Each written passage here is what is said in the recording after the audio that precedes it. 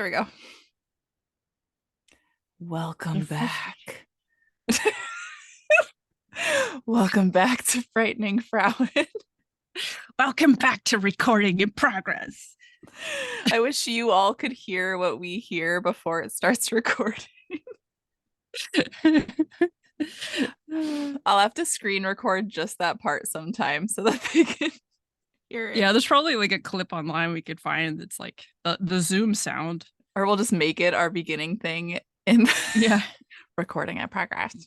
just add it to every single one. Well, welcome back, everybody. It's us, and I'm actually going to read a script this time. And look. Oh, yeah, I always have to do it the wrong way first. My mug, our mug. It's official. I'm official now because I got the swag. We need to do one that has, we need to make like a Frightening Frauen logo and then put it on one side and then two crows on the other side. Although we have Jeremy Undead Papa working on ours for Frightening Frauen right now. The pickles, not the pickles. That's for me. I want it on a t-shirt. That's just the last one I remember hearing about. I actually listened. I listened to that episode while I was working on the installation stuff. So it was being blasted into the countryside. Yes, the two dills attempted kosher. Oh goodness. Yeah, I really want that as a shirt. But no, I have him working. He's eventually going to work on us as zombies. Nice. So it'll be frightening. I like brains. I got a brain mold, and I want to make a brain jello. That would be fun. And then step on it and charge a lot of money to watch it. I was about to say I could make money. I have Jello waiting for Jello projects that I'm planning to step in. Yeah, I have like okay feet. They're pretty long toes, like monkey toes. I don't know if I've been told that people like all kinds of feet, so I don't know. I'm embarrassed about the toenails I had surgery on because the toenails look like weird. It looks so cool, you guys. Okay, so there's the toenail that's left, not the extra that's going to have to be removed, but the toenail that's left is just kind of weird after the surgery. But then the surgery failed in one part, so it looks like I'm growing a tooth. It is the coolest. It's so weird. And I like text people. I'm like, hey, do you want to see like where the surgery on my toe failed? Because I'm literally not gonna send anybody a foot picture without their consent. If Lee ever asks if you want to see it, say yes. Yeah. I should like paint the tip of it a little red so it looks like I've been like biting stuff. Do not choke on your mac and cheese with tomatoes. Mac and cheese. This is all bad for me. It's box mac and cheese, which I usually make homemade mac and cheese, but I was craving Kraft mac and cheese today. Dude, there is something about that Kraft that's got the crack, and it's like you just need that hit sometimes, you know? I don't know what it is. And it like mix it with like some Hormel chili. And I mixed it with the Rotel. Yeah. Green chilies and the tomatoes. Can't make that noise again. Do that again. That's what it sounds like to eat, guys. Yeah. When I take a bite, I try to like lean way far back because it bugs me to hear myself eat. Yeah, it's like whenever I get a snack, I like mute so that people can't hear me. But then I'm still irritated because I have the headset on, so it makes it even louder in my head. So I'm already annoyed by myself. Mm-hmm. I also reuse my containers. So this is not water, Jordan. This is Gatorade. I have switched to bottled water, and I haven't drinking bottled water in probably 15 years. I've always been aware of the water wars, and I feel like so guilty about it. But like literally, I don't feel comfortable drinking the water that's coming through the RV, I Mm-mm. would want to get it tested to make sure it's safe, and I don't have money for that. So until I can do that, I, plus I I, also have a little bit of a trauma thing because this is the property that I lived on when I got sick from the bad well water. And even though all of those issues have all been fixed, I still have like, I mean, literally, like there are cows across the street, and that, the water comes from it just, yeah. So, but I like buy bottled water that comes in recycled plastics and stuff like that. I try to be aware of where the water space source, so it's not Nestle yeah, and stuff like yeah. that. There's only so much that's on consumers because the people that created this issue are the companies. And Yeah. literally, bottled water companies sell bottles. They're not selling water. They didn't Yeah. make it. Yeah. Well, yeah, it I get mine from so much Colligan. water. Takes so And much water to make a bottle. It's like 14 times the amount of water that's in the bottle to make the plastic. It's same with beer. yeah, it's crazy. And there's a book called, I think it's maybe Blue Planet or something like that, and it's about the water wars and the start of them and how bottled water became so normalized. And like the manipulations that went into creating the system and stuff. And it's a really good read. I will verify the name of the book, because I'm not sure if that was the name of it or not. I asked my friend because she used to work for the California Conservation whatever, and she was the one that was like, you should read this, because I was always talking about it. I was always like, don't drink bottled water unless you don't have access to safe water, like, Mm-hmm. you know. Yeah, I get the Colligan. And then when I'm in the bus, because I'm traveling, not stationary like you are, but traveling, I go and refill it at those stations that are like 25 cents or $1 or whatever to refill the 5 gallon thing. Yeah. And then when I come home, get new Colgate containers. But we go through a lot at the house of water because the water here is so hard and tastes so bad. I will not give it to the pets. Like I fill it from the Colgate thing for the pets. And like if you make ice with the sink water, you can see the sediment floating on top of your cups. That's you need a filtration system to I have clear one. all that So out. it's so bad. I have a water softener and I have reverse osmosis and it's still bad. And I don't Wow. know.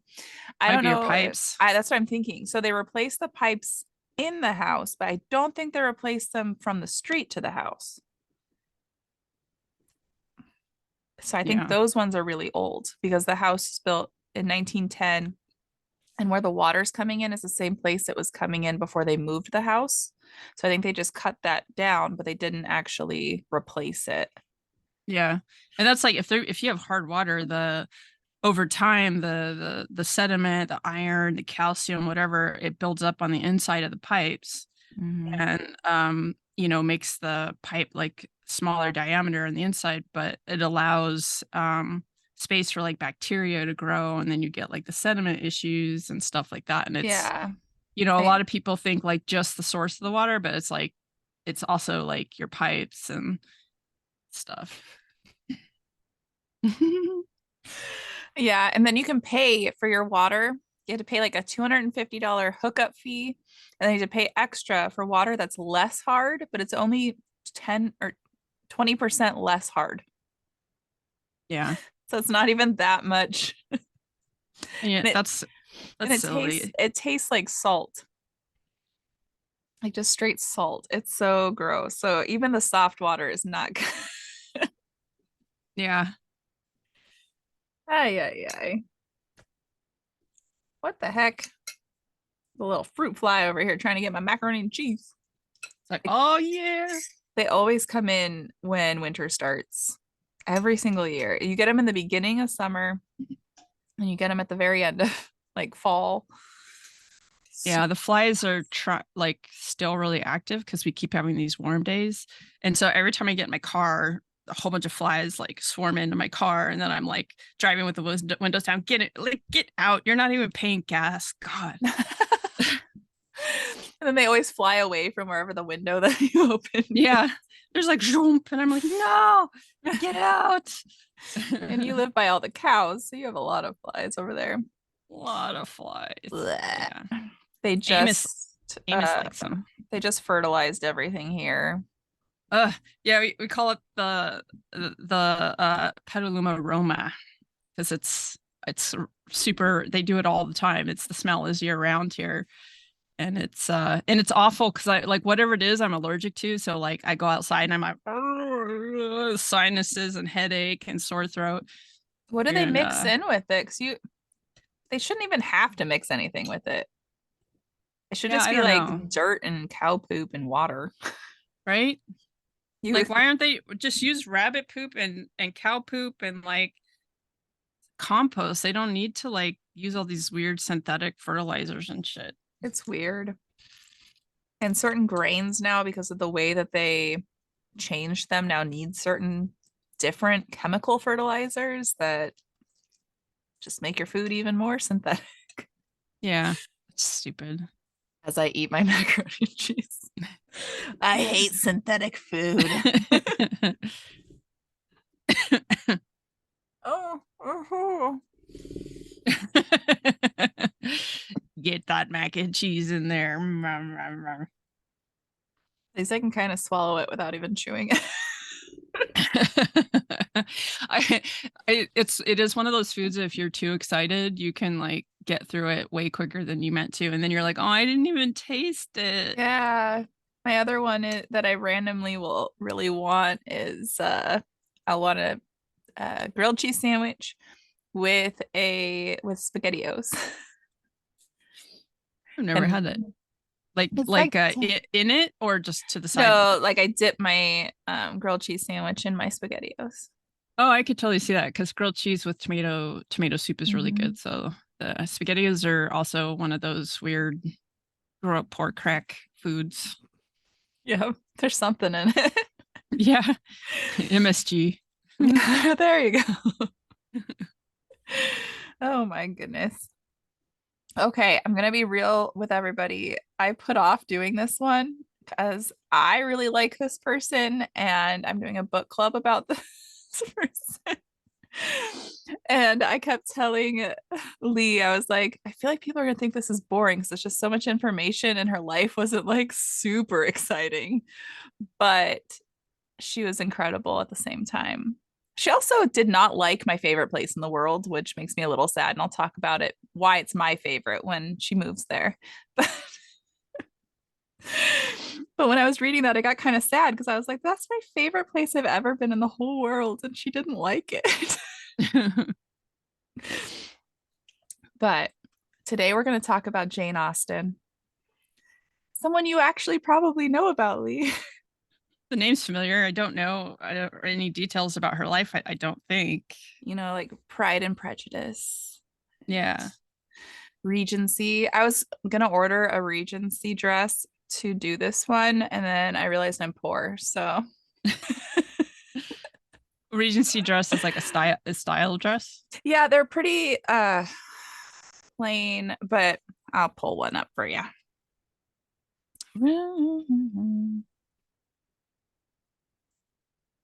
Oh, I don't want a pattern for one. It's just like the cut of it. Where's a good act? No, I don't want shopping. I want a real picture. It's like a dress you would go to tea in. Oh, that one's too light, I think, for you to see. Oh, Hold I on. see. It's like where it cuts off right under the boobs and then drapes down. Yeah, Yeah. but they wear those back then as their normal attire for the day with their little parasols and It's so many, I have so much hip that that kind of cut, it doesn't it only drapes in the middle. As soon as it hits my hips, it's like tight. I am the same shape. I realize like my waist is a lot smaller than my hips. Yeah. Sorry, I'm not wearing a bra, guys. You can deal with my sick self. I think I only told Lee that I'm like really sick right now. Cooties. I've suffered through work the last 2 days doing way too much reading on the computer screens. And I sent a picture to Lee. We're reading fine print and trying to find the little things in the fine print to add to the contracts in the computer. But the fine print is scanned in. So it's really fuzzy. Like it's already hard to read. So even when you try to blow it up, it's like gets more and more fuzzy and like can't read it. They didn't scan it high enough. They should have scanned it and then ran OCR over it so that you would just have the text regular rather than trying to read a scanned one. You would think so, Gosh. but it's the companies sending it back to us. They have the option to do it online and like DocuSign, and then we have regular print, like we can read it like it was typed up on the computer, or they sign it and then scan it in, and that's what most of them do, and I don't understand why. They're old. Probably they're getting Xerox and stuff equipment, so They probably still use fax. I mean, and fax machine. Yes, they get those yeah, machines to use fax. that's But yeah, they're hard to read. And I think they might be giving us the really hard to read ones so that it gets easier. I'm still training. By the time you guys probably see this one, though, I'll be out of training. So I'll know what I'm doing. I don't even know what I'm doing yet. Tomorrow, I get my hands on a real contract and get to ugh. actually put stuff in. That's how I learn. So today, they just read us manuals. And I'm like, Wait, so you had to listen? Oh my gosh. I can't do that. I need to read it. I can't listening. I cannot learn through it was listening. My it was on the screen while they read it. But like no. I would just my brain would be so tired. I'd just be like, I was very honest with them that my brain was tired because they asked us questions at the end and I was like, I think it's this, but we've gotten so much information today. I don't know. I was right like about 70% of the time. The other days I was right 100% of the time. So I was like, I don't feel good. I have a fever. I just want to go to bed. Oh my gosh. Oh, no, I do not want to give you a survey. Oh, we also picked out glasses today and they want a survey of how my appointment went for getting glasses. And I said, well, I'm more blind now, so 0 stars. All right. So, Jane Austen. Oh, the bags under my eyes are real good today. Okay, just go like this. You're carrying like snot in there. I am. It's gonna drain like tomorrow. I could feel it all up here. It's not coming out yet. That first sneeze, though. It's all over after that. Yeah. So let's hope it Yeah. doesn't happen while I'm on. That'd be epic. Then we get that first sneeze and we'll take it and we'll like play it backwards and then slow it down and you know, We just should get really stuff like that. We just dramatize it. those are the videos we need to save for later for a blooper reel. Yeah, put them on TikTok. That'll get people here. All right. So Jane Austen was born on the 16th of December, 1775. She's a Sagittarius. Hey, she was born like almost exactly 200 years before me because I was born in 1975 Oh, and wow. December 8th. Yeah, yeah, exactly. A month from when we're recording. So if you Yeah. all want to send gifts, you're late. I'm pretty sure it'll be the week after your birthday that this one will air. Will it? I think so. Am I missing? Am I missing? Maybe not. Maybe I'm a liar. Okay, because I have three. I have the one that posted today, and then I have two more scheduled on my Patreon. Let me see. Are there more than that? Let me check. Sorry, guys. You get to listen to our all right, you might be right. Let's see. We have yeah, you're right. Never mind. This is gonna Well, so This will would be this right. one around, so the next one posts on the 15th and the 22nd.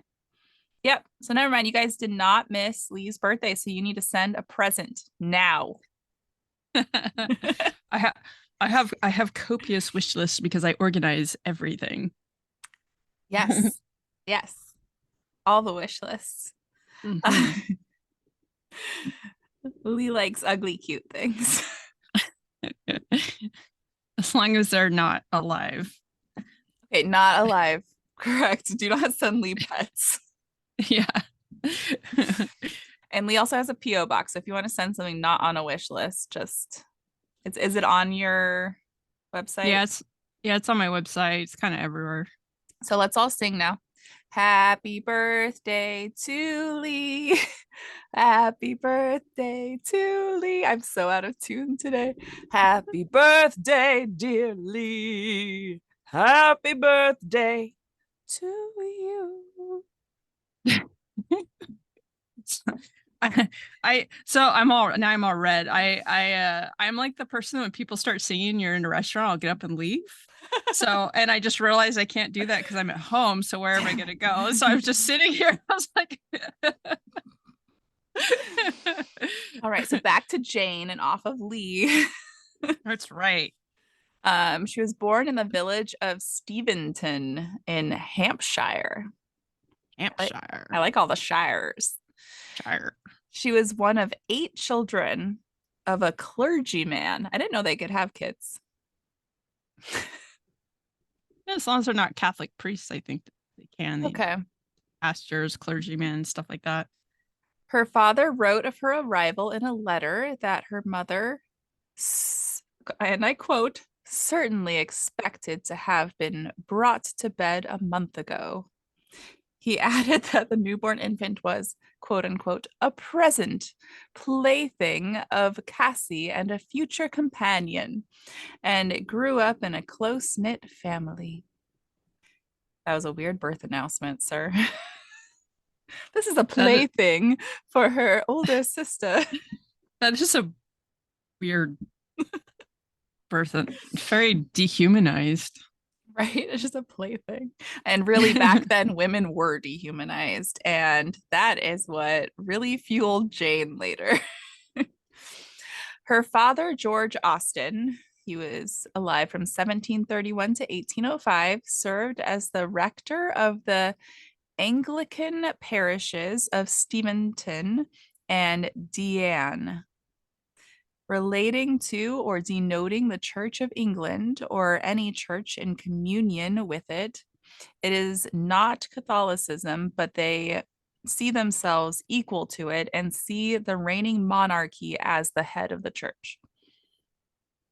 So when I was looking into it, it was almost identical to Catholicism, which I grew up with on one side of my parental units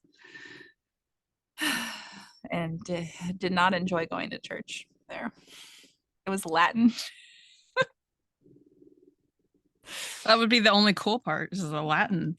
It was, except for we were expected to still know all the things that we're supposed to say when they say something. So, you know, when they say, and peace be with you, and you're supposed to say, and also with you, but you're supposed to know when to say that. You still say it in English, but they said things in Latin. Like they say, peace be with you in Latin, and then you say, and also with you, and you're supposed to like listen for And I just started moving my mouth saying watermelon whenever other people started talking. it would have been so bad at church as a kid. It would have been so Oh, bad.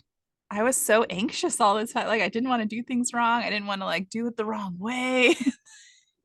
That just makes me think of the first time I went to the symphony because like symphony has this culture of like silence and you only make noise at very specific times during the time when you're in the symphony. There's like between the movements there will be like this like 10 to 15 second like silence, and that's when everybody shifts and kind of clears the throat and coughs, and then like everybody goes back. And so the first time I went I didn't know the rules, I just knew that there were rules.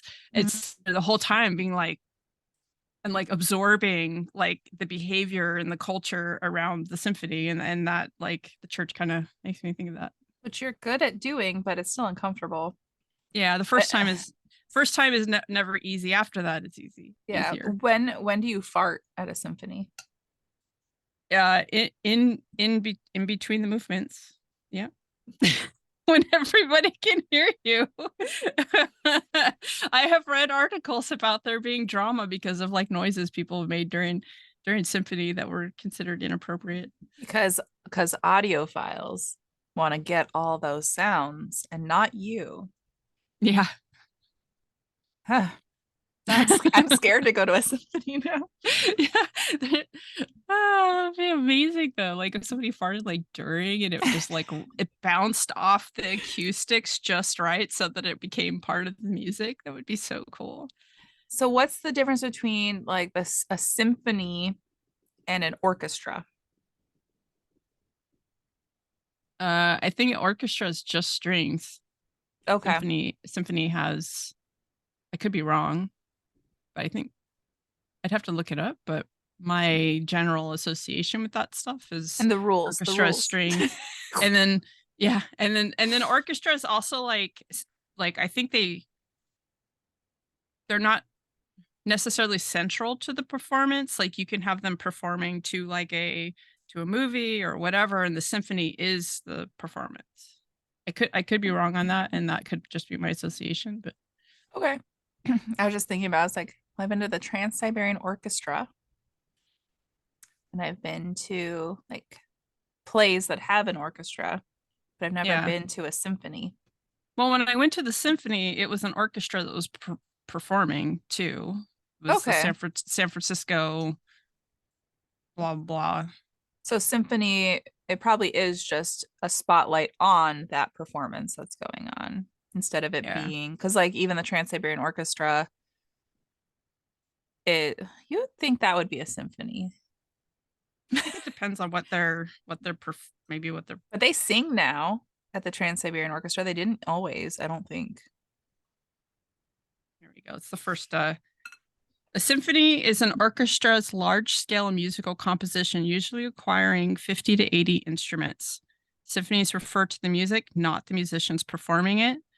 And similar to stage plays, they may have several movements or acts of often complex, elaborate classical music. Okay. I want to go to one. So symphony is the composition, orchestra is the Well, I'm going to go with you musicians. and you can be like, okay, it's time. You can do it now. Yeah. Yeah. And we go and you get all dressed up and everybody's like very fancy. The San Francisco Orchestra is like, and they even have fun, like nerdy stuff where they play the soundtracks to like sci-fi movies and stuff. I've heard of that.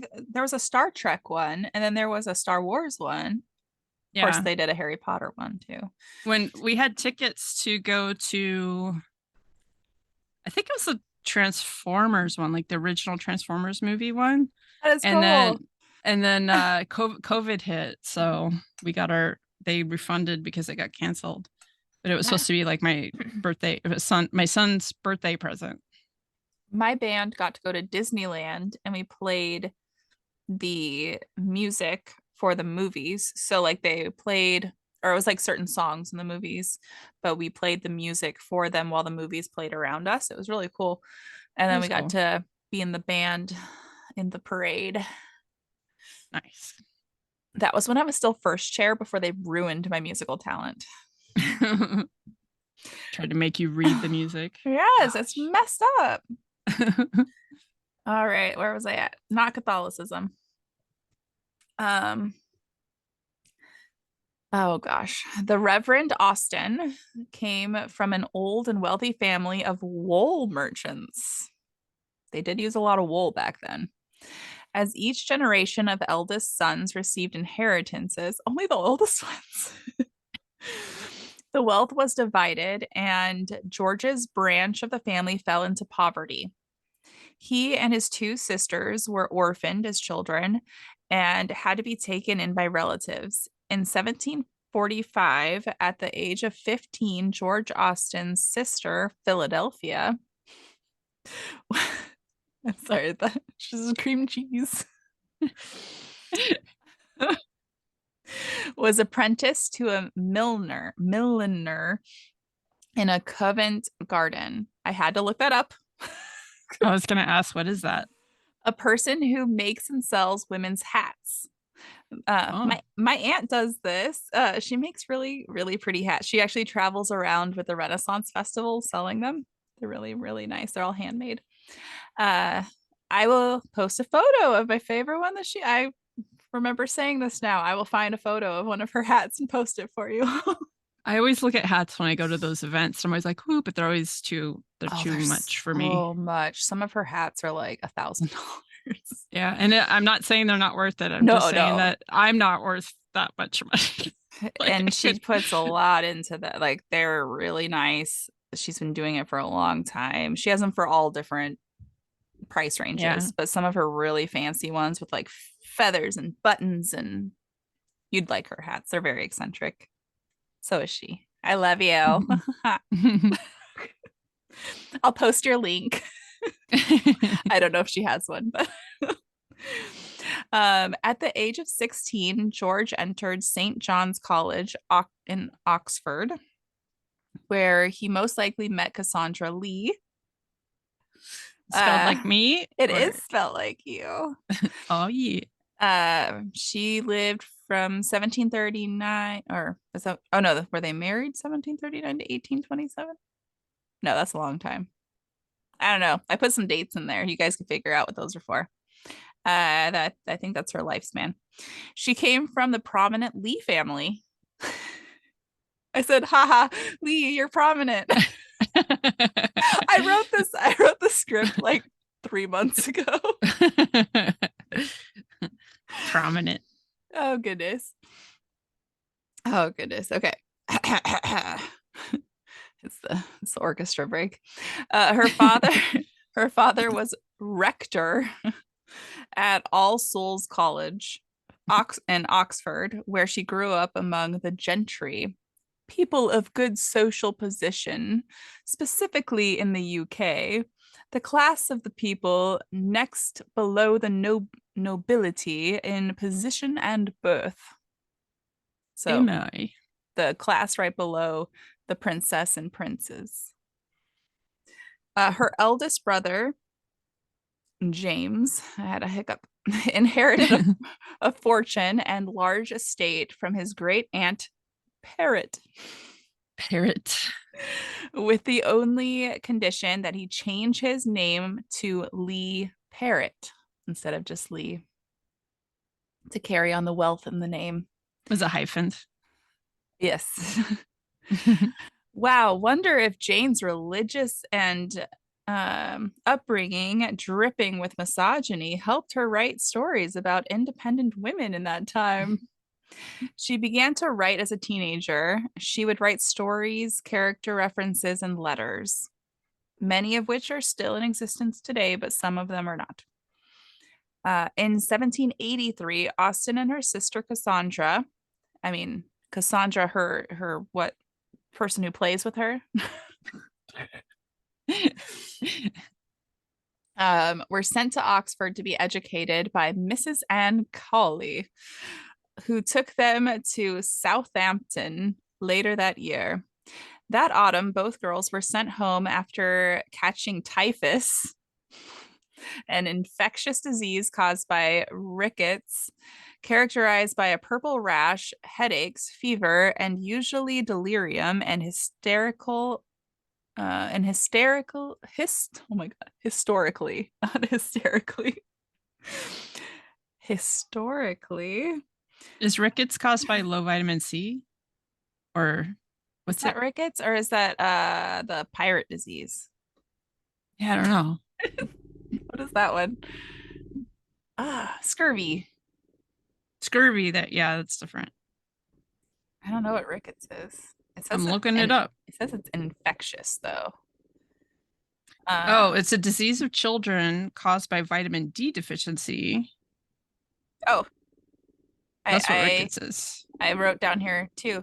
Uh, Historically, a cause of high mortality during wars and famines. There are several forms transmitted by vectors such as lice, ticks, mites, and rat fleas. Hey, like the Hmm. bubonic plague. Hmm. Uh, yeah. Jane Austen nearly died. She was from then home educated until she attended a boarding school with her sister from early in 1785 at Reading Abbey Girls' School. Sounds so fancy. They have tea at all these places, don't they? Yeah, yeah, girls' school. It was ruled by Mrs. Latournelle. The curriculum probably included French, spelling, needlework, dancing, music, and drama. That's what girls need to know. Right. Get yourself a nice French man. Stop shaving. Oh, goodness. The sisters returned home before December 1786 because the school fees for the two girls were too high for the Austen family. They couldn't dance anymore. After 1786, Austen never again lived anywhere beyond the bounds of her immediate family environment. So she never went back to live at a boarding school again. I think is what that means, or with other family. She stayed with her family after that. Her education came from reading, guided by her father and brothers, James and Henry. And James and Henry really pushed her so they still were getting a formal education and they were coming home and teaching Jane because she wanted to know everything they were learning, which I feel is super cool that her brothers weren't all misogynistic and like, no, you're a stupid girl. You don't need to know these things. Yeah. Um, Irene Collins, a British historian and writer known for her studies of Napoleon and Jane Austen, said that Austen used, quote unquote, used some of the same school books as the boys. So, what I just said. I remembered that in my brain. I like, the Irene Collins is my ex-mother in law's name. Was she So a that's why historian? no, she's an entomologist, but Oh, yeah, that's right. yeah, she liked the bugs. I like the bugs. Um, yes, I said yes. The boys and girls read different books. They had different curriculums.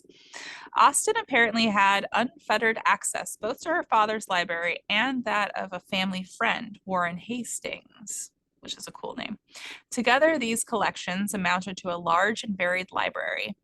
Her father was also tolerant of Austen's sometimes risque experiments in writing, because girls were not supposed to be authors, by the way, back then, and provided both sisters with expensive paper and other materials for writing and drawing because he really liked to channel education and the arts with the children, which I try to do too. So good on you, Jane Austen's dad.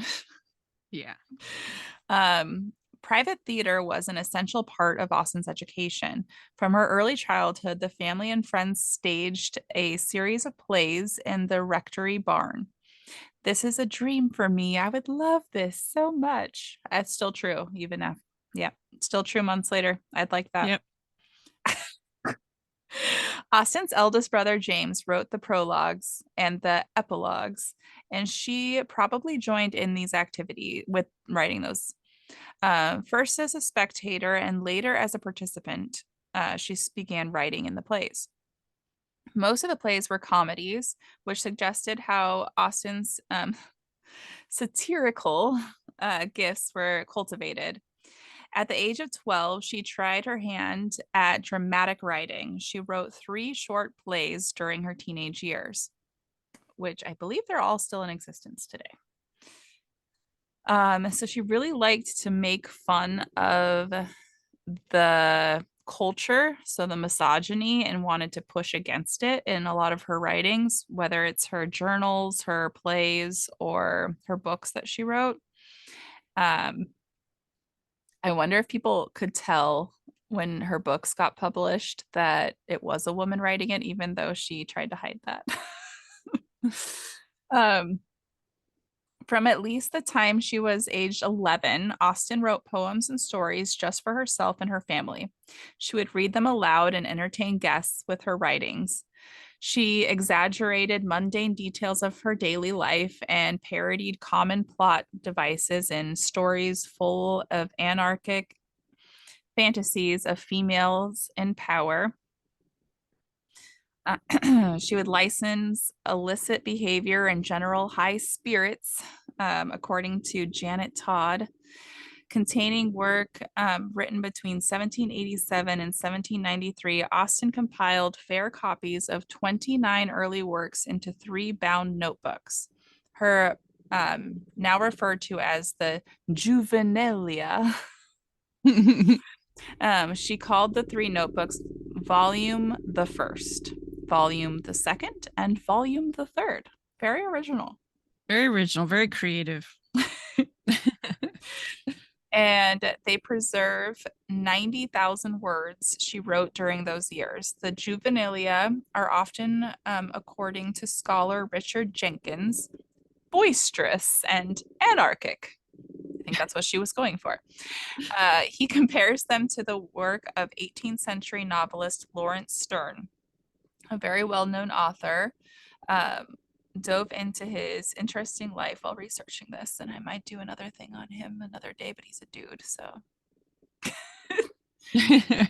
She began writing multiple stories, making satire of the sensibility that works by women were supposed to embody.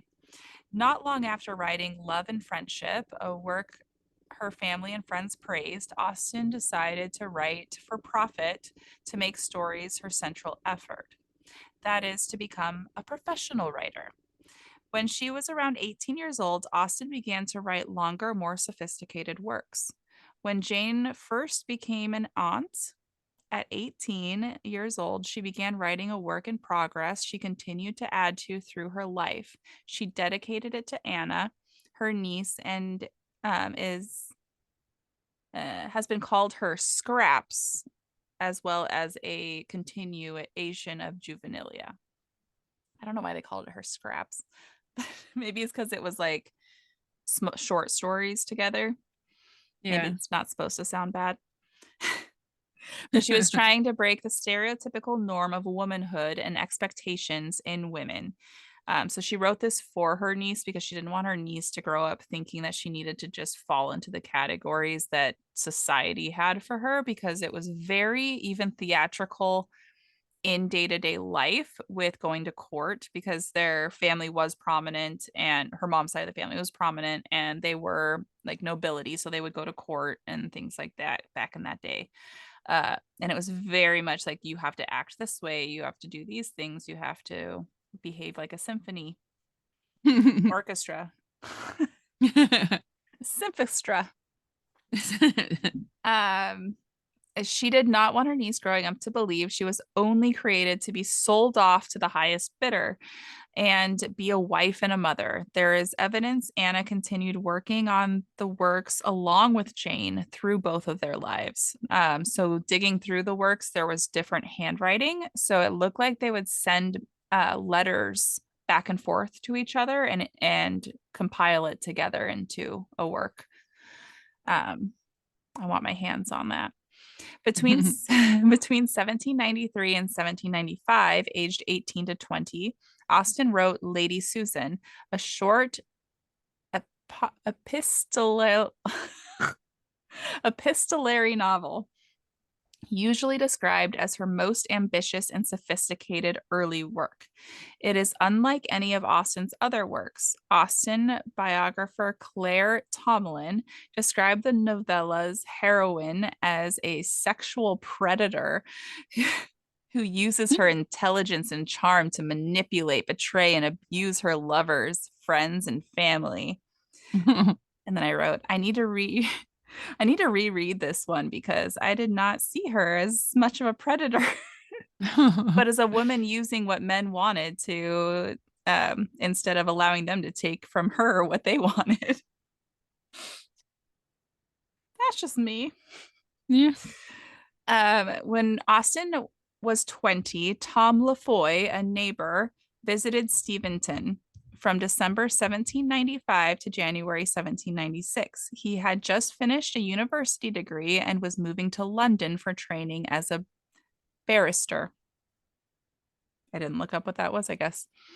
Lefroy. I think it's like a politician or attorney or something. Oh, is it like a bear? Uh, yeah, probably something up there. Something fancy. Lefroy and Austen. Lee's probably looking it up for you guys. A lawyer entitled to practice as an advocate, particularly in the higher courts. Okay, so a lawyer for the nobles. Yeah. Got it. He's wealthy. Lefroy and Austen would have been introduced at a ball or other neighborhood social gathering, and it is clear from Austen's letters to Cassandra that they spent considerable time together. I am almost afraid. Oh, this is part of the writings. I am almost afraid to tell you how my Irish friend and I behaved. Imagine to yourself everything most um profligate. Sorry, I cannot read. And shocking in the way of dancing and sitting down together. So grinding and hand jobs.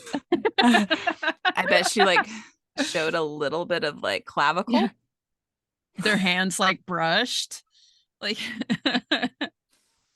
My hair touched his arm. they made eye contact. Austen wrote in her first surviving letter to her sister Cassandra that Lefroy was a very gentlemanlike, good looking, pleasant young man. 5 days later, in another letter, Austen wrote that she expected an offer from her friend and that I shall refuse him, however, unless he promises to give away his white coat. So she didn't want to marry a lawyer. I don't know. Going on to write, I will confide myself in the future to Mr. Tom Lefroy, for whom I don't give a sixpence and refuse all others. The next day, Austen wrote, the day will come on which I flirt my last with Tom Lefroy. And when you receive this, it will be all over. My tears flow as I write at this melancholy idea. Aw. Oh, she's not going to marry Lefroy. Halperin cautioned that Austen often satirized a popular sentimental romantic fiction in her letters, and some of the statements about Lefroy may have been ironic. However, it is clear that Austen was genuinely attracted to Lefroy, and subsequently, none of her other suitors ever quite measured up to him. The Lefroy family intervened and sent him away at the end of January.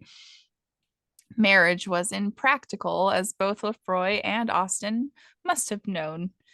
Neither had any money, and he was independent on a great uncle in Ireland to finance his education and establish his legal career. If Tom Lefroy later visited Hampshire, he was carefully kept away from Austen, and Jane Austen never saw him again. Oh.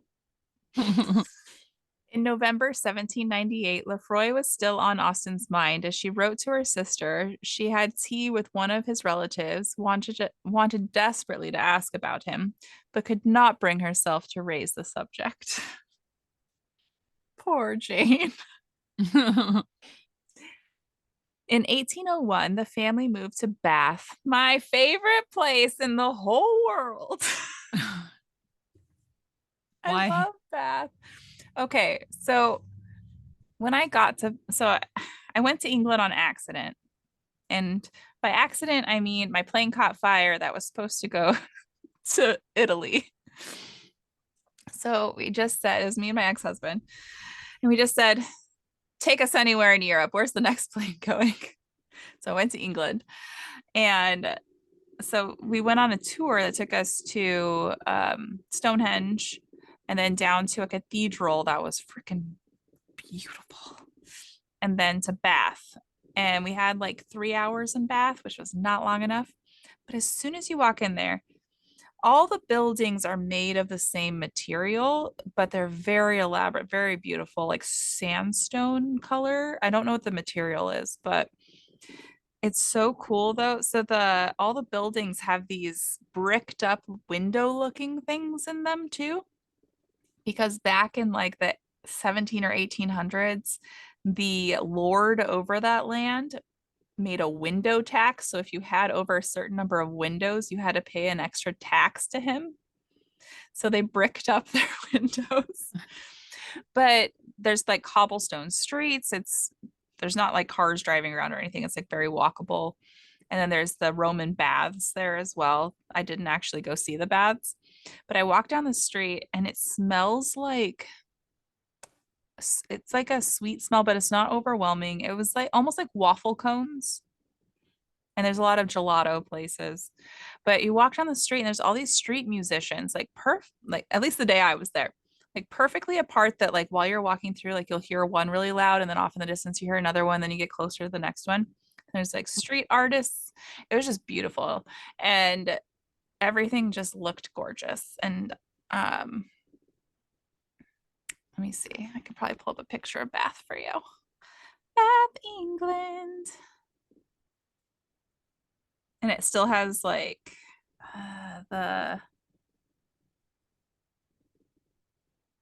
yeah, it has the Roman baths and you can like get water from them still, like to take home.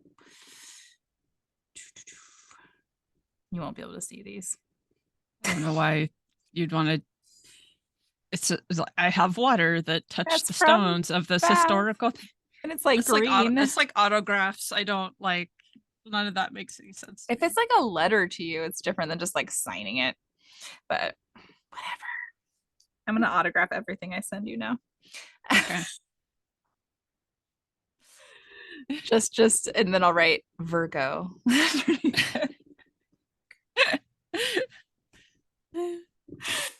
Okay. Yeah, I wrote all that stuff I just said. Okay. Oh, also there you can go to Jane Austen's house that was there.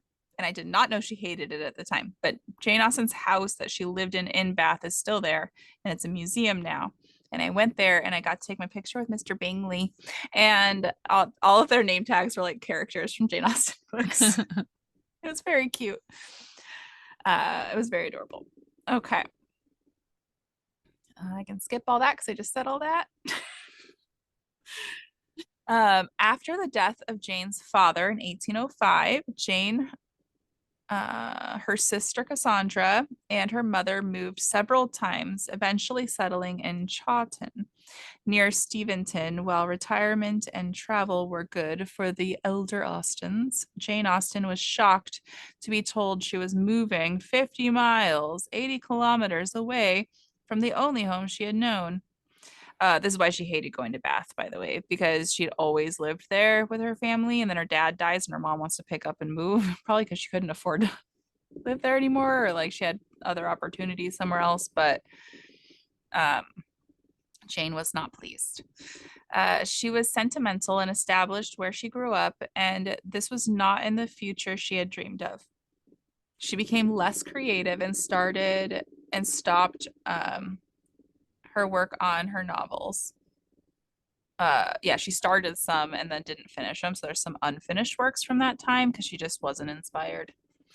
The Watsons, which she never finished. She grew very depressed and did not have the creative juices she did in her years leading up to the move. Jane's brother Henry helped her negotiate with a publisher because, of course, women were not taken seriously as writers. And her first nerval, Nerval. Mm. first nerval, Sense and Sensibility, which is what I'm reading right now, appeared in 1811. And I wrote, I'm currently reading that book right now. And I still am. Sorry, it's like months later. Her next novel, which is probably her most well-known novel, is Pride and Prejudice, which she described as her own darling child, received highly favorable reviews, and she is probably most well known for that work. Oh wait, hold on. Yeah. Is that what it said? Yes. Mansfield Park was published in 1814, then Emma in 1816. Emma was dedicated to the Prince Regent, an admirer of her work. All of Jane Austen's novels were published anonymously because of the stigma surrounding female writers, which sucks. Yeah. I kind of want to get a hold of a copy that's still anonymously, like, Yeah. be kind of cool. The years from 1801 to 1804 are something of a blank space for Austen. Scholars as Cassandra. Oh no, I need to plug in my laptop here. Are you not charging? There we go. Good now. Um, Usually it's the part in my laptop that gets unplugged, not the part in the plug thing. Almost lost you It guys. takes turns. So with my laptop, it's either or, and I'll be like, what's going? Okay, we're good though. At least it warned me. It doesn't always warn me. Um, so scholars as Cassandra destroyed all of her letters from her sister in this period for unknown reasons. In December 1802, Austen received her only known proposal of marriage. She and her sister visited Alethea and Catherine Bigg, Mr. Biggs, old friends who lived near Basingstoke. Basingstoke. Their younger brother, Harris Bigg Wither, had recently finished his education at Oxford and was also at home. Big Wither proposed, proposed to Austen, and Austen accepted, as described by Caroline Austen, her mom. Her mom? Yeah, her mom. Jane's, oh no, yeah. Jane's niece and Reginald Big Wither, a descendant. Harris was not attractive. He was a large, plain looking man who spoke little, stuttered when he did speak, was aggressive in conversation, and almost completely tactless. However, Austen had known him since both were young, and the marriage offered many practical advantages to Austen and her family. He was the heir to extensive family estates located in the area where the sisters had grown up. With these resources, Austen could provide her parents a comfortable old age. Wasn't her dad dead? Oh, that was before he Yeah. died. That was before he died. 3 years before he died. Wow. Give Cassandra a permanent home and perhaps assist her brothers in their careers. By the next morning, Austen realized she had made a mistake and withdrew her acceptance.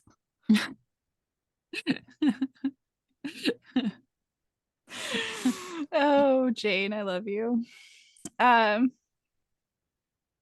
Contemporary letters or diaries described how Austen felt about his proposal. Irvine described Big Wither as somebody who seemed to have been a man very hard to like, let alone love. Big Wither. This Yeah. It sounds like the name of a virus or something. The Big Wither. You know? Like in a book of like elves are dying of the Big Wither. or the Exactly. or the trees. Yeah. Oh gosh. But I was like, hey, I've been told that too myself, Mr. Big. I'm hard to love. Um, I have also heard that. yeah, Yeah. yeah. We're only hard to love by people who are weak. Yeah. Probably. I don't know. Just buy me fake food, I'll be happy. Oh gosh. So Jane published her works anonymously, as I stated before, because women were not taken seriously. Her works were very well received, and to this day, over 3 million copies have been sold. I wonder, that was just paper, so I wonder how many audio books have been sold now. Right. And digital. True, true. Um, there have been film and TV adaptations of her works, as well as creative liberties to the works. There's a zombie Pride and Prejudice. I have postcards from that, like art like that I sent out some of them, but I need to send out the rest. It's literally like the women are like fighting the zombies and destroying them and stuff. It's great. Yeah, yeah, it is great. Because it's now like a public domain. So people can, just like the Wizard of Oz, they can Yeah. take liberties. I wonder how she'd feel. I think she'd like that, actually.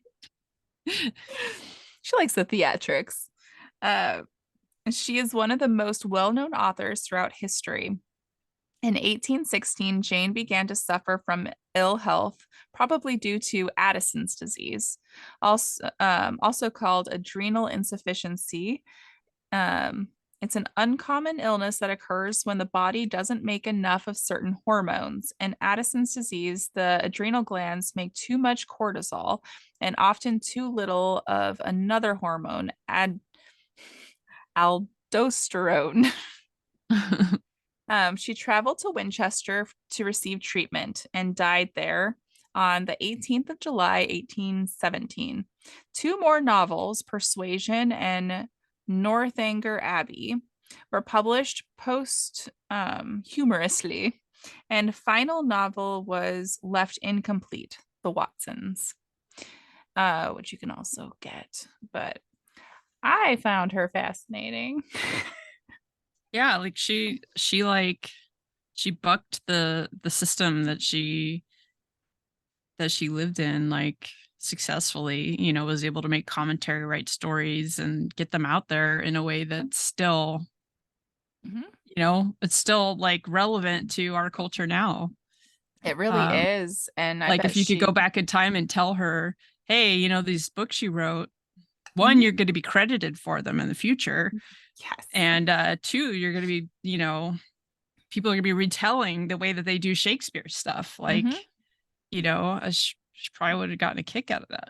I think so, because there's been so many adaptations to Pride and Prejudice, so many. And just the, yeah, just the way that, and Emma too is another one. I think there's a show now for Emma, if I'm not mistaken. I think I saw it. But yeah, it's amazing that still to this day, a couple hundred years later, we're still reading about her and learning about her, and she's still relevant and prevalent to this day, and that her work is still moving forward, and her feminism. Yeah. I love that she never married by choice. Like, she was a romantic, but she knew that what was best for her was not to get married. Yeah. I bet she had autism. Yeah. Marriage is not particularly romantic. It's, you know, we romanticize it, but it is not actually, you Mhm. know, um but honestly the description of the suitor who asked for her hand in marriage also sounded autistic. I know he did, Just didn't yeah. he? Yeah, I was just like Hmm. I felt for him. Like, poor Mr. Big. Big Withers. big withers. Oh gosh. So in the description, everybody, if you can write your favorite Jane Austen book as well as your favorite author, I want to know. I want to look into your favorite authors and see if any of them are fascinating. I'm sorry that Jane never murdered anyone or like had horrible tragedies happen, but Honestly, getting Addison's disease is pretty that tragic. is that is horrible. She died pretty young, so Yeah. And I'm glad that her brother so her brothers helped put her work out after she died, because they believed in what she did, and helped get it known that those anonymous works were hers. So that's cool. her brothers believed in her. Actually, all the men really in her life believed in her, which is awesome. Yeah, that probably helped like shape the the mindset that she had that allowed her to write the stories that she did because she was regardless of what her dad wrote for her birth announcement she was humanized enough that that would allow her to challenge like the status quo. A little plaything. Oh, do people I still just do birth announcements? I don't know. I have no idea. We didn't I mean I like so when my son was born we took a scan of his hands and feet and etched it into like the wood on a like those champagne boxes, but we put apple cider in them and then sent it out to people and as like Cute. a you know I still have one of the boxes. I keep like his little the stuff that he was wearing when he was in the hospital when he was first born and stuff like that in there. Want to But know how good I am at sending things out? mm. I still have my thank you notes from my first baby shower. I I've had always been really into snail stamps. mail. I have stamps on the envelopes. I wrote them all out. Yeah, but having babies is hard. It's very Oh, like takes up all the brain space. And I like I only had one kid and I only successfully did the first year of the baby book. I couldn't like go back to it. It was just too much. I have the album and I have Logan Scott and stickers on it. You have the album, I have like picture, I have stuff, but they're not together. They're not, and That's all I have though is his name. I just put his name on the front. Ah. Oh my gosh. That's one thing my mom did is she loves scrapbooking. So I have my year 1 through 5 book and then I Mhm. have 5 through 18. Yeah, that's cool. My mom did a baby book that I think was like covered like my first 3 years. So she would like put pictures and write notes, and I have that. And it's very interesting to me that she put that much detail Mm-hmm. into me because like it never felt like she was very interested in me. You Was know, she social though? she was super. Yeah, she's always more interested in hanging out with her friends than anything. Like Because even now, like hanging out and scrapbooking was like a huge thing. yeah, I don't know. Like I don't know if they because they just hung out and got high. I don't, there's a bunch of potheads. Like they were like at that I call them the post hippie stage. So they, like I grew up where they all hung out at the riverside and played frisbee and smoked a lot of weed and Yeah, yeah. that was like, I always knew like if I wanted to go talk to my mom or whatever, wait until she'd like hit the bowl a couple of times. A little nicer then. Yeah, she's just way nicer. Depends on what Um, strain she gets. They yeah, didn't have a lot of strains back then. yeah, they grew their own, so it was their strength. But yeah, So it was always the like same. once the eyebrows are up high, she's good to go. The pupil, the eyes are red. Yeah. Oh, my son tried to accuse me of being a pothead, and I'm like, I can't. Like, ever since I got gastroparesis, I throw Yeah. up as soon as I try. Doesn't Yeah. matter if it's a pen or if it's like an actual bowl. Can't. Ever since my health issues started, like the chemistry is off and I have like the worst side effects. And I've tried the only thing that was tolerable was Charlotte's Web, but it's so hard to find here. And the equivalents to it are not the same. They have way more sativa in them, and I can't do sativa at all. And I'm like, you know what? It's not worth it to me to keep trying, hoping that my body's gonna tolerate this stuff. You can get Um, it easily in Colorado, but that's where yeah, I think that's where it originates from. yeah.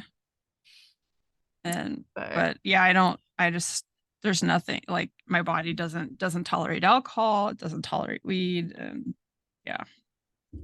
come on, Lee. I'm talking to your body, not your brain. Yeah. Stop It it. tolerates food better than it used to, at least, because like, Yeah, I can eat solid food again.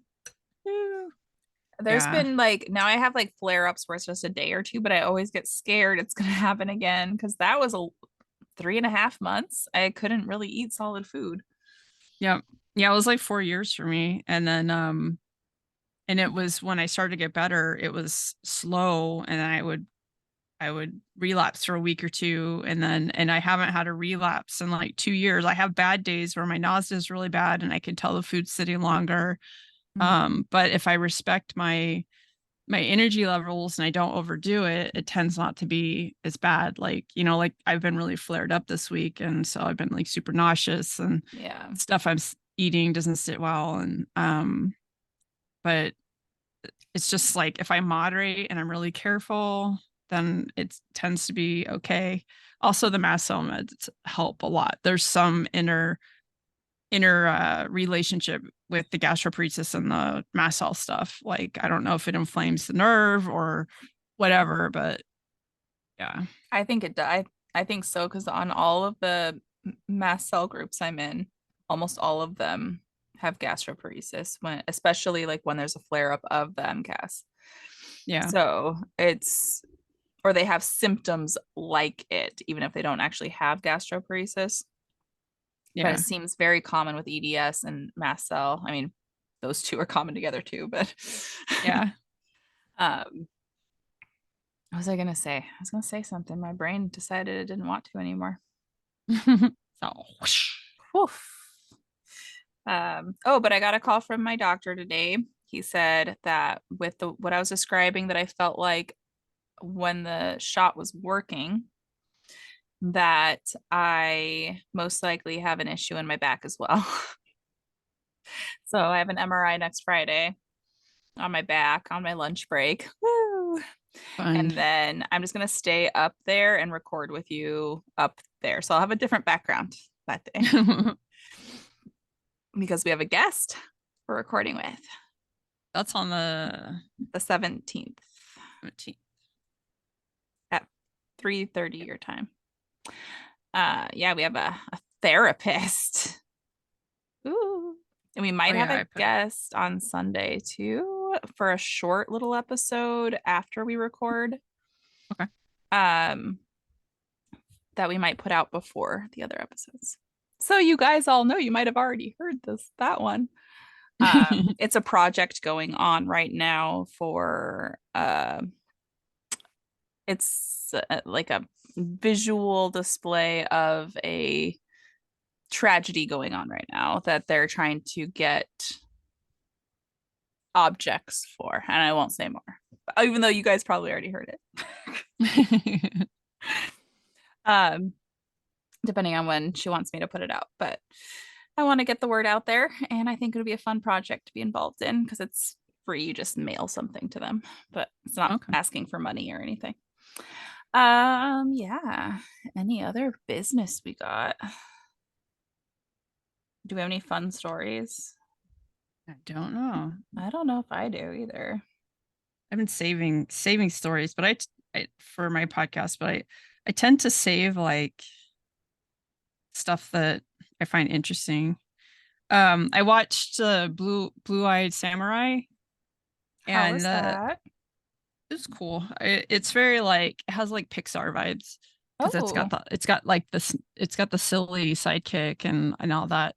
But the actress who does the voice, Maya Erskine, she has the same last name as me, right? mhm. And my son was like, "Hey, that actress has the same last name as us," and I was like, "Yeah, you know what's funny about that is if people have heard of my last name, it's almost always because they have an association with the super famous drummer Peter Erskine, who is her father. So the degree of separation with the known Erskines is zero." Like, I was like, "Well, that doesn't change anything." Like, There's only a 2 degree with no. That's yeah. really that's your real fatherly. Oh gosh. Oh. Whoa, okay. Here's a weird news. Hopefully it's not a video. Okay, no, it's not. Oh, it's from 2 days ago or yesterday. It was from 2 days ago, but it was reported yesterday. London. Oh, that kind of goes with our story. November 6th. 4 men have been charged over the theft of an 18 karat gold toilet from the palace in southern England. How heavy is that? That's like I've held a brick like that. Oh gosh. Okay. Where were we at here? Where it was kept as an art exhibit before being stolen in an early morning heist. Oh, in 2019. So it happened in 2019. Why was this just being reported on? Is it maybe they just caught them? Why don't I know about this? Um, prosecutors said Monday, so probably. The fully functioning toilet. I love that it's made it functioning. Valued at 4.8 million pounds. And as of yesterday, that's 5.9 million US dollars. Was part of an exhibition by an Italian conceptual artist at Blenheim Palace, which is a major tourist attraction and a UNESCO World Heritage Site. British Crown Prosecution Services, CPS, said James Sheen, 39, was charged with 1 count of burglary and 2 counts of relating to the transfer of criminal property. 3 others, Michael Jones, Fred Doe, and Bora Gukuk, Gukuk, Gukuk, also in their mid-30s, were also charged. Police had I hate when the ads pop up over what you're reading. Police had said at the time of the theft that burglars broke into the palace with 2 vehicles and took the toilet sometime before 5 a.m. It was not immediately clear if the toilet named America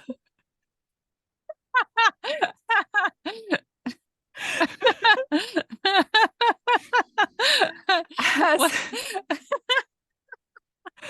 has been recovered, and authorities had no immediate comment on its status.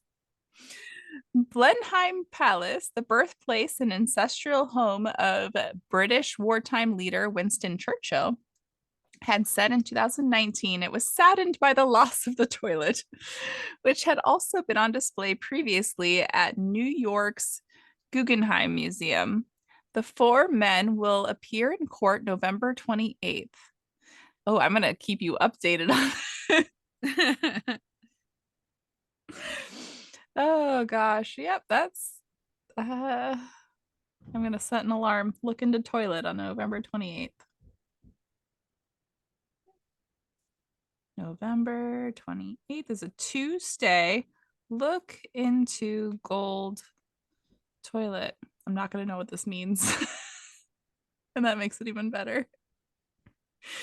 Perfect. Yeah, that was our fun news. It's made of 227 pounds of gold. Oh my gosh. That's why they needed 4 dudes and Right? two vehicles. Right.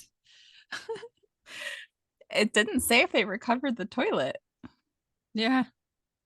Maybe they're waiting to see if So they talk. I'm not great at like symbolism, right? So I know that like the toilet is satirical and the fact that it's named America probably like goes into that, and there's probably like this like satirical explanation for its meaning, and my brain is just like, I know there's something there, but I can't like, Gold toilet America.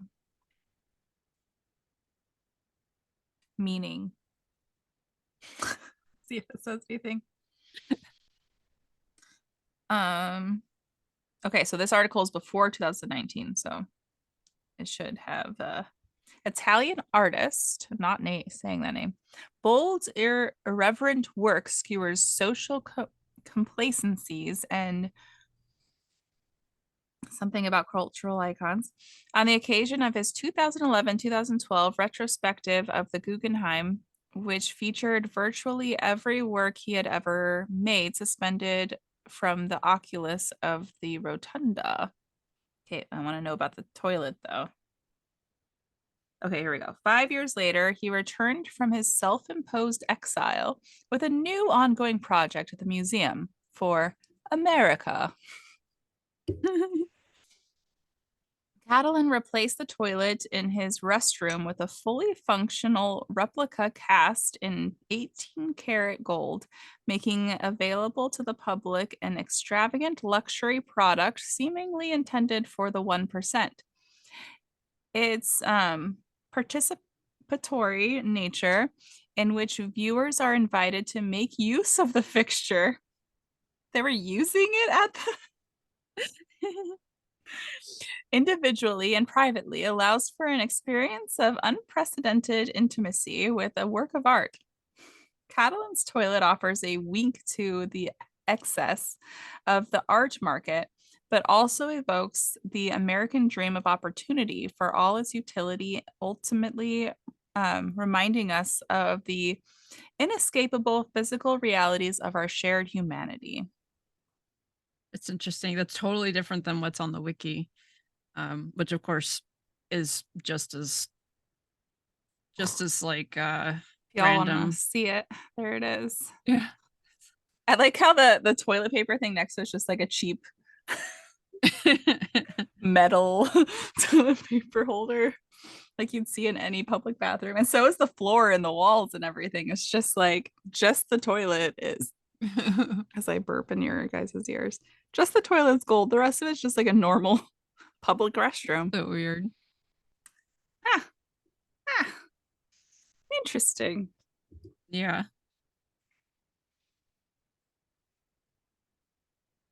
Hey, I All got a text right. from you. Oh, did you? Was it me saying I sent the link? No, no, you said you look like death. Oh, I look like death, not you. You don't though. You don't. I feel like death. Yes. Ugh. It doesn't really show. Sometimes you can really like when somebody has a cold, you can really see it. Like I tend to like puff up a lot, so I always look very cloudy, but Oh, I it's wouldn't. tomorrow. Yeah, once it kicks in proper. But do you all want to see my Lunchable? I mean, does it open? Yeah.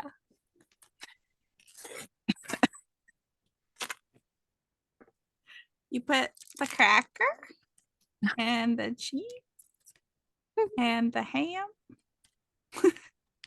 in I the I little have cracker. I have never had a Lunchable ever. I don't think I've ever had one. The kids have. It's also not something I would have bought for my son. Like I would have looked at the math and went, no, it's too expensive. I'm not bought it. They're like $1. Yeah, I don't think they were when he was small. They well, the big ones aren't $1. The little ones are. But there was a right next to the jump place that the kids would go to. They'd all of a sudden be hungry when we got there. So I'm like, fine, go get a Lunchable. There's protein in there. Oh, did you hear that Walmart is creating sensory issue friendly hours? It's like from Ours 8 to has 10 a.m. ours has that right Yeah, now. They they're doing started it like it like a year ago. so they're starting to do it everywhere now. I like that. I really do. Um, is it every day or just certain days? The article I read said it was going to be like every day in most locations. I never go that early, so I've never. Yeah. I know I'd have to like, you know, I never really go to Walmart because I don't live in a place where that's my only option. Yeah. And it's actually not even the easiest to get to. There's like two Targets that are closer.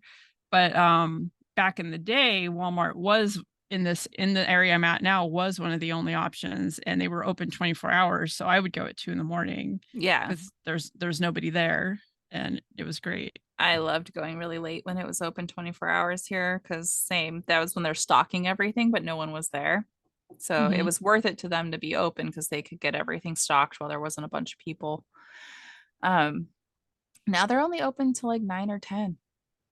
Yeah, the era of stores being open 24 hours like went away. Even like stuff like Safeway used to be open 24 hours and it's not anymore. It's a bummer. Yeah, it is. We only have three. grocery stores here, except for we have two little, like we have a Mexican grocery store that's really small. But it's cool. But they mainly have like novelty stuff, not really full grocery shopping. And then we have an gosh, what is the country? We have like a Middle Eastern grocery store too, which they have a lot of spices and stuff, which is nice. And then I think there's a little like African grocery store, like a little market too, but they don't have I don't think they have refrigerated stuff. I think it's just shelf. I miss the Asian market, like the 99 Ranch market. So Yeah. The area that I lived at before when I owned a house had like an entire mall. It was like literally like good. going to a mall in Southeast Asia. It was all Yeah, with just, little yeah. markets inside of it. That's how Yeah. the one I went to was, and I'd get cow tongue there. So, make cow tongue sandwiches. I'm a sucker for anything with taro. Mm. They also had like pick your own lobsters and stuff. I never did that because I was sad. Yeah. I don't really eat seafood, so I tend to avoid that section because smelly. Yeah, it's a smelly. So go when you have a cold so you can look at it. I like the rice candies that they sell there. There's like rice paper around the candy and you eat the paper too. Yeah, those are cool. I like that too. There's not a lot And of the flavor. bakeries. Oh yeah. Yes. Ah, you're making me hungry. Need some more macaroni. I know I haven't had dinner yet. I had coffee and peanut butter and honey sandwich earlier. Oh, So I miss peanut butter. So I was looking at my genetic material because it gives me a few new things every day for free. I need to send that to you still. Or not to you. Did I talk to you about it? No, I did not. I talked to someone else about it. I need to send that to you because free if you've already done your DNA through anywhere. But it said I'm 100% likely to be allergic to peaches. And hmm. I don't know if that's true. I haven't eaten a peach and I don't know. And then it said I was 100% likely to be allergic to peanuts. And I was like, hey, I am. And then what was the other one today? It said I'm genetically disposition predisposed to be extra tired during the day and not sleep well. Like that seems like America. Yeah. What were my other ones? There were some other interesting ones. My empathy is really high, and my predisposition to a gambling addiction was really high, which makes sense with my mom. And it was like in the middle for cigarettes, but I've never wanted to do anything that's really addictive. So, Yeah. Some of that stuff isn't like really, it's not like finalized. They just have questionnaires and then they look at which genes people have in common and then like create like a corollary, and it's interesting, but it's not really like mhm. proven, you know. Yeah. So like 23andMe does that with stuff. And um I signed up for 23andMe in 2007. So I was like an early, they were like, That is way you earlier than know, I did it. and and it's been interesting to see the stuff that comes and goes, because they'll have stuff that they seem really certain about and then it kind of like disappears because like that was just disproven, and you know. 23 and me. Oh, no, no. I just want to sign in. I don't want to shop. Sign in. Oh, with Google. Sign with Google. Uh, so slow.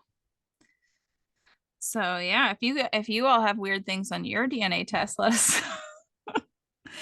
Mine also said that I was um more likely to have panic attacks, anxiety, my heart rate increasing when I do cardio, my heart rate increasing when I stand up. I was like, wow. That does happen. I should have like fainting. Yeah. Let's see. Anxiety. Do I have to pay more? I don't want to pay more. Oh I no. was like, you're more likely to have curly hair. And I was like, well, I do have curly hair, so I guess that's true. Oh, it said like I'll have detached earlobes, which is true. Um, and then it had, oh, that I like red wine more than white wine, which is also true. There wasn't really anything not true on my list. I had a few Which, things early days, but I don't remember what now. let's It's been a see. minute since I've like looked. Here are my traits from 23andMe. The other one was the other website, so I haven't looked at these in a while. Sleep quality, lifestyle. Am I a carrier for anything? Not detected, not detected, not detected. Dude, I just want to sign in. What is your malfunction? There you go. I am not a carrier for any of these syndromes, which is nice. That means I should be really healthy, right? Yeah, I don't have any of the like common when they ran my genes at UCSF, they were like, you don't have any of the like common predisposal things. And I was like, okay, I'm cool. unlikely to flush with alcohol, and I'm likely to consume more caffeine than the average person. I'm a fast caffeine uh processor. Like I Mine was in the middle for that, like normal. Likely to be, oh, saturated fat is not likely to affect my weight. I don't move a lot in my sleep, which is accurate. I do not move a lot. I wake myself up if I move. yeah, I wake up a lot because I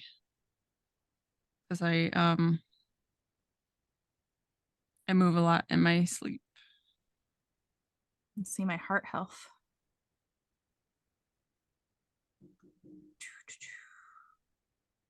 You know I'm when you're like I'm when like the window goes away, like I have an increased likelihood of type 2 diabetes.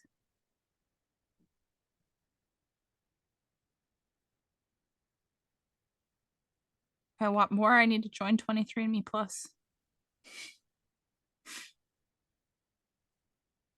Dang it, guys. Let us know what yours are, what your weird ones are. I want to know. I spent this whole time just trying to get into my account. I can do that. Like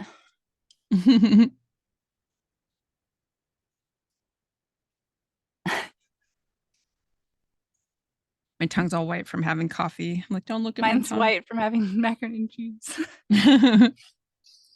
All right. Well, we shouldn't bore you guys, but unless Lee can get in soon and tell us the Well, weird I'm things. in now. I All don't right. let's see. Health and traits. What is it? Tell us the tale. I'm not installing something, just load it. Upgrade. Lifestyle. Wellness. Traits. View 30 reports.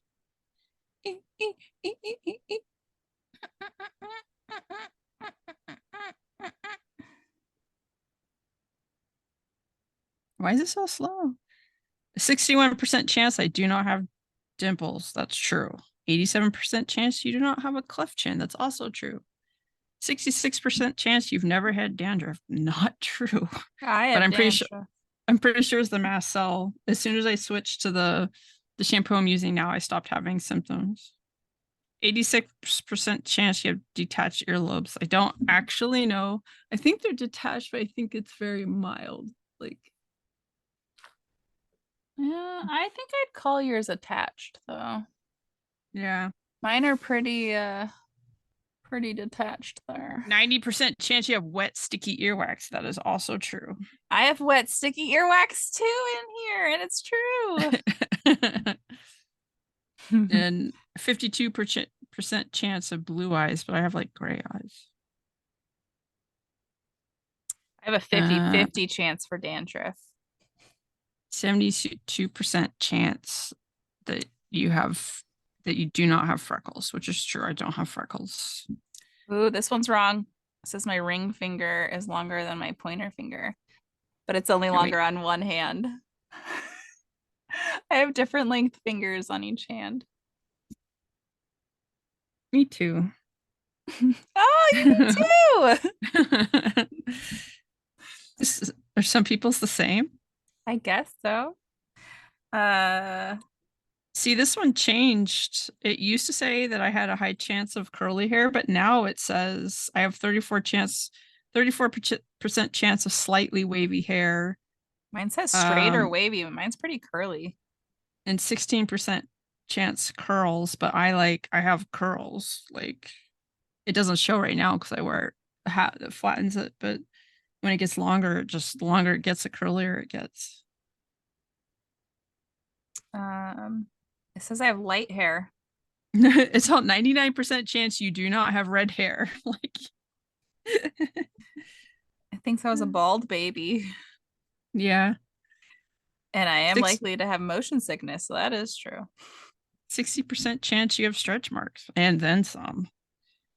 Oh, here's another wrong one. It says I'm likely to prefer sweet over salty. That is not true. Yeah, Oh, I that's also likely have true. no unibrow. Yeah, I also do not have, well, it says 47% chance I do not have a unibrow, and then 44% chance I might have a little bit. And I mean, I don't know, I don't pluck anymore, but I used to have a little bit. It's because it says it's because my family is from Tajikistan. I Mm. have, it says likely prefer sweet, but I'm a salty. And no widow's peak. I don't have a widow's peak. So I have a 50% chance of matching musical pitch, but like they actually used me as a tuning device when I was in band because like my Ah, pitch is so good. ah. More than likely than average to be afraid of heights. I'm not afraid of heights. Yeah, mine said Less that likely to have too. thick hair. I got a shit ton of hair. Average odds of hating chewing sounds. I have misphonia Oh, mine said big it high. time. Mine says high Yeah. chance. Likely, it says mosquito bite frequency is likely bitten more often than others. It's actually the opposite. My son gets eaten alive and I don't get bit. 50-50 chance of experiencing motion sickness. I get motion sickness big time. I do not have the photic sneeze reflex except with dark chocolate. My, where'd it go? I likely can't taste bitter. I can taste big time. And my pee smells like asparagus. I think that's what that says, or I smell asparagus. Yeah, yeah. It It says does. likely can smell, which is true. Likely can taste bitter, which is true. Slightly higher odds of disliking cilantro. I like cilantro. I love cilantro and everything but stroganoff. I thought it would be good. I guess there's a time and place for it, but I haven't had stroganoff in a long time. Yeah. Less likely to be a deep sleeper. I'm My predisposed to way more than average. yeah, me too. But my whole family is chonky, but not like they're like big, but without the health issues that are associated with Mm. being big. So it's Yeah, like just, you know, just the build. yeah. Mine also says I'm likely to have muscle composition in common with elite power athletes. I have that too. You do too? I Yeah. my legs are powerful. Yeah. I used to build muscle really easily and I have really good stamina. I just, now I have the fatigue stuff. So I don't, and when you have chronic fatigue, you don't build muscle like a normal person anymore because the Mhm. cells don't translate the energy in the same way. Yeah. Also, where'd it go? Where'd it go? Oh, lactose intolerant. It's Mine like my said mac and that I cheese. was probably fine, but I don't think I'm lactose intolerant. I think I'm just picky. I don't know. I I get like cuz am, I'm but only to certain ways that the dairy's processed. yeah, like I'm fine with well, okay, if I have like say I have ice cream and I have it a couple times in a short period of time, I start to have issues with it. If I just have ice cream like every now and again, it's fine. I actually have more issues with like the preservatives and stuff they add because my gums react to it. Hmm. So I have to get the Mine's fancy ice cream. mine's ice cream too. Yeah. And I'm fine with cheese. So it makes me a little constipated, but that's it. That's everybody. Yeah. Unless you're lactose intolerant, then it could do the opposite. Oh goodness. Uh, I was trying to figure out where to order more glasses from. Oh, I got mine from Zenny, but there's so many options now. It said Zenny Pain or I Buy Direct.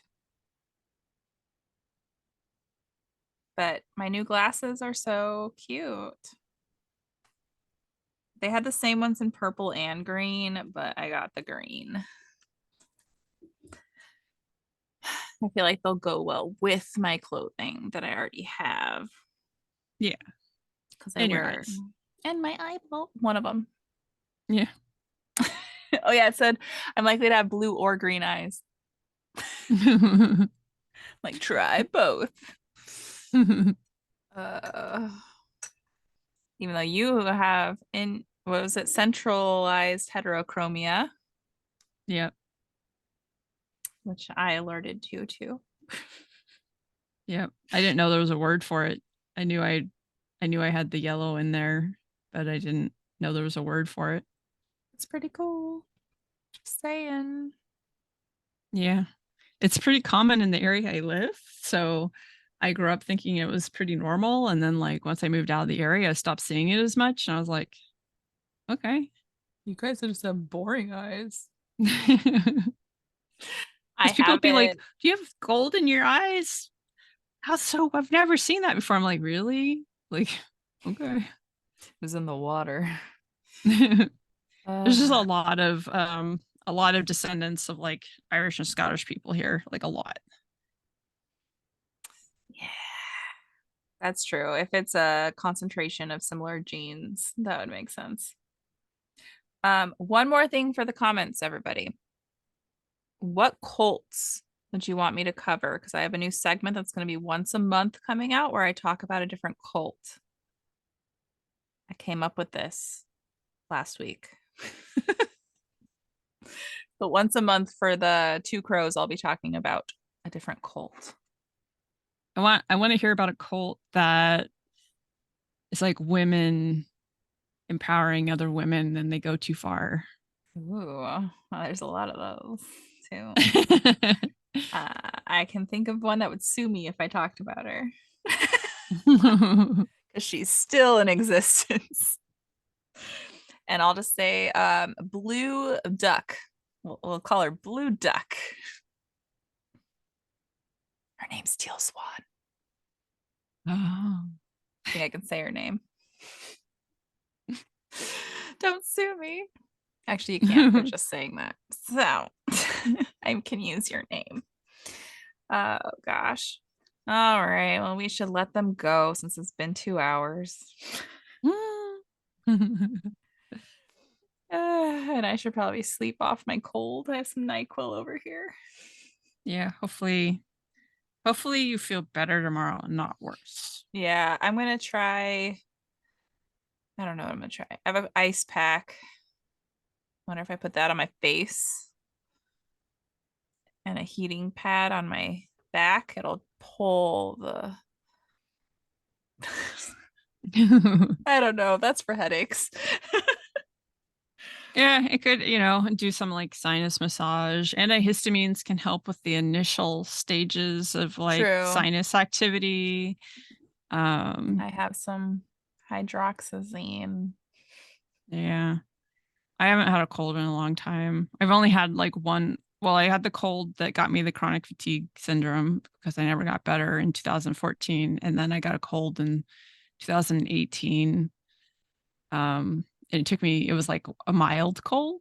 It took me 3 weeks to kick it. Everybody else was done with it in like 3 days. So I stay very isolated and protected and Yeah. stuff. Ugh, kids, oof. Yep. It's always them getting me sick. Never the other Yeah. way around. If someone gets me sick, it's gonna be my son because he's the only person I'm around enough that, you know. Yeah. Evelyn's fever was like 102 on Monday, and then yesterday it was like in the 99s. Today, this morning it was still like 99, so I kept her home again, but tomorrow she's going back to school. But yeah, she's the one who keeps getting me sick. She's had strep multiple times in the last year. Um, like her and her friends just keep giving it back and forth. I'm like, what are you doing? Making out? Stop sharing Yeah. drinks. Well, and once you have the strep bacteria, you carry it, right? So, like, if your immune system gives way to, you can get a reinfection. Oh, That's my understanding. I think that is accurate. That might be why I got it so much as a kid, was because I was like so stressed that it would come back out.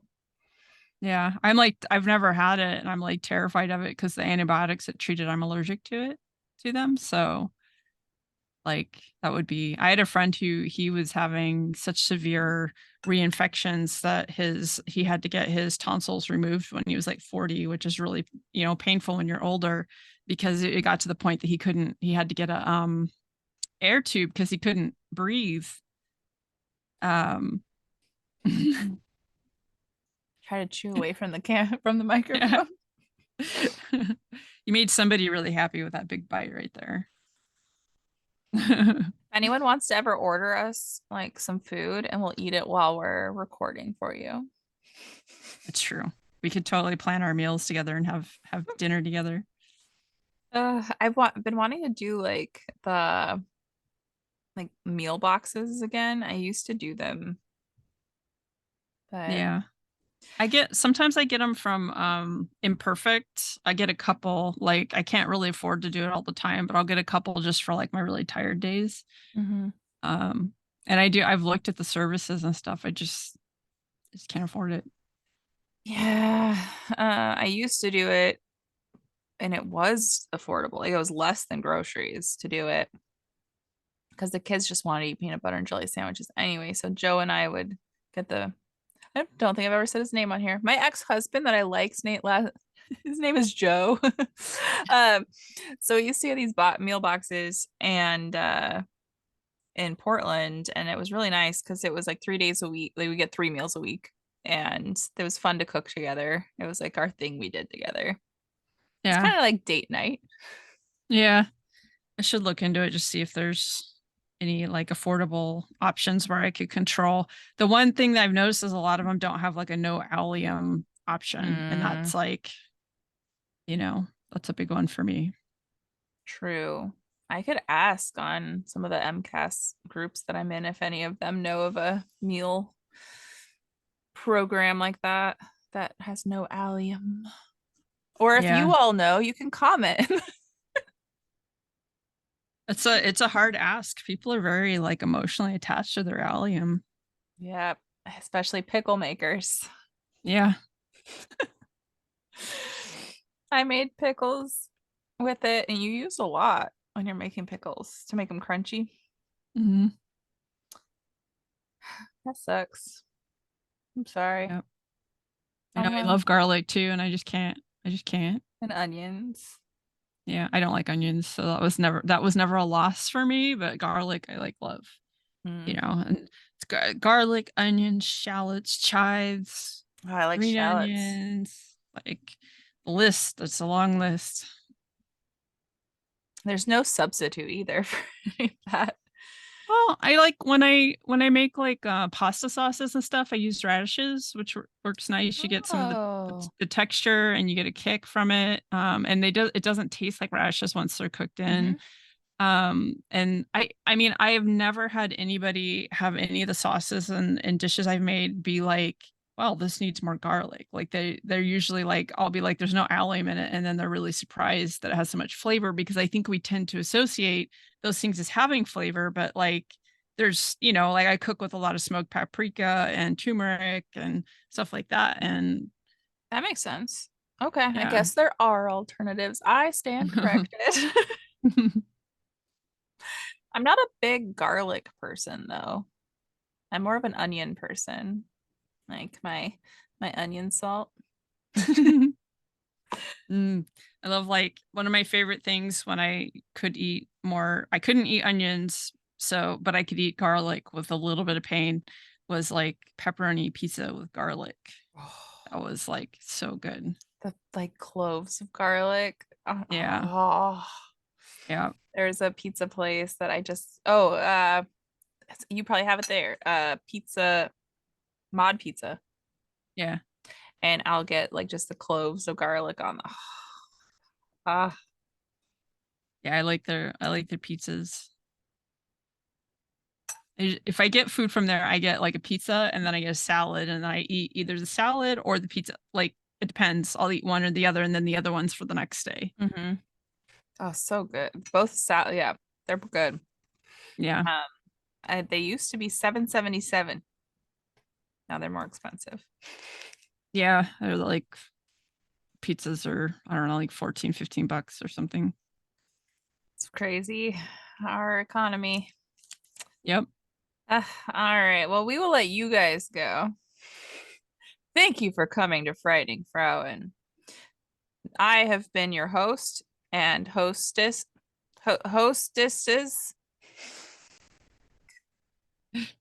Tyler I and am Lee. Lee. I am Lee. I'm Groot. And Tyler. And Lee. Uh, You could just keep going forever. yeah. And Tyler. um, and oh, also my movie is out and we can stream it on here. Been given permission, so maybe next time you will see us then doing that. Yeah. It's only 1 minute long, so don't be too scared. But yes, we appreciate you all, and I have taken lots of cold medicine today, so I'm sorry for my weirdness. That's extra weird. And thank you for listening to us about Jane Austen and all of our other episodes. We love you. We love you. If you want to join the Discord, let us know. And we've given instructions several times on that. But if you even are on the lowest of our both of our Patreons together, we will add you to that Discord. So yeah. Yeah. Catch us next time on Frightening Frauen. Woo!